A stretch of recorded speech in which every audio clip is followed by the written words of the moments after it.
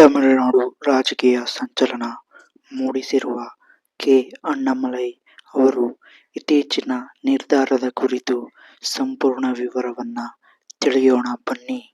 ಇತ್ತೀಚಿನ ವರದಿಗಳ ಪ್ರಕಾರ ಅಣ್ಣಾಮಲೈ ಅವರು ತಮಿಳುನಾಡು ವಿಧಾನಸಭಾ ಚುನಾವಣೆ 2026ಕ್ಕೆ ಸಂಬಂಧಿಸಿದಂತೆ ತಮಗೆ ನೀಡಲಾಗಿದ್ದ 6 ವಿಧಾನಸಭಾ ಕ್ಷೇತ್ರಗಳ ಚುನಾವಣಾ ಉಸ್ತುವಾರಿ ಜವಾಬ್ದಾರಿಗೆ ರಾಜೀನಾಮೆಯನ್ನ ನೀಡಿದ್ದಾರೆ.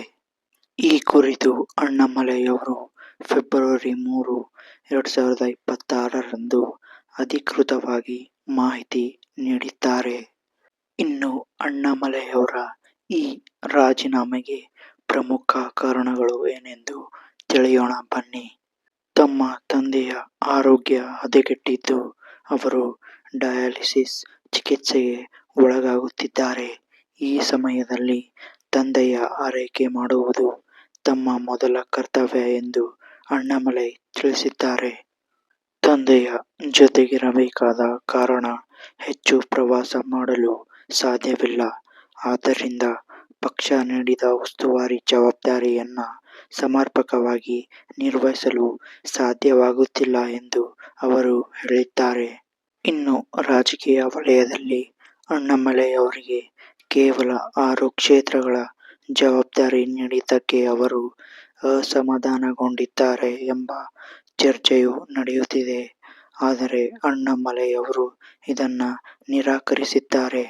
ಇನ್ನು ಹಿನ್ನೆಲೆ ಮತ್ತು ಪ್ರಸ್ತುತ ಸ್ಥಿತಿಯ ಬಗ್ಗೆ ನೋಡೋದಾದ್ರೆ ಅಣ್ಣಾಮಲೈ ಅವರು 2025ರ ಏಪ್ರಿಲ್ನಲ್ಲಿಯೇ ತಮಿಳುನಾಡು ಬಿಜೆಪಿ ರಾಜ್ಯಾಧ್ಯಕ್ಷ ಸ್ಥಾನದಿಂದ ಕೆಳಗಿಳಿದಿದ್ದರು.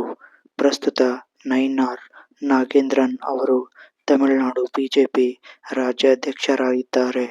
2026ರ ಚುನಾವಣೆಯಲ್ಲಿ ಡಿಎಂಕೆ ಸೋಲಿಸಲು ಎಐಎಡಿಎಂಕೆ ಮತ್ತು ಬಿಜೆಪಿ ಮೈತ್ರಿ ಮಾಡಿಕೊಂಡಿವೆ.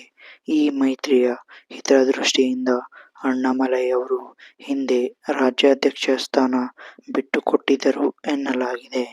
ಉಸ್ತುವಾರಿ ಸ್ಥಾನಕ್ಕೆ ರಾಜೀನಾಮೆ ನೀಡಿದ್ದರೂ ಪಕ್ಷ ಮತ್ತು ಮೈತ್ರಿಕೂಟದ ಅಭ್ಯರ್ಥಿಗಳ ಪರವಾಗಿ ತಾವು ಪ್ರಚಾರ ಮಾಡುವುದಾಗಿ ಅವರು ಸ್ಪಷ್ಟಪಡಿಸಿದ್ದಾರೆ.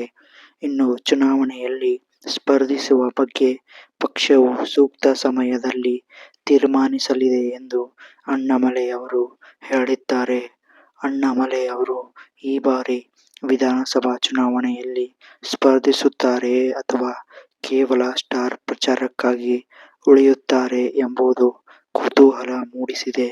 ವೀಕ್ಷಕರೇ, ಇದು ಅಣ್ಣಾಮಲೈ ಅವರ ರಾಜೀನಾಮೆಯ ಬಗ್ಗೆ ಸಂಪೂರ್ಣವಾದ ಮಾಹಿತಿ. ಮತ್ತೊಂದು ಹೊಸ ಸುದ್ದಿಯೊಂದಿಗೆ ಸಿಗೋಣ. ಅಲ್ಲಿಯವರೆಗೂ ನಮಸ್ಕಾರಗಳು.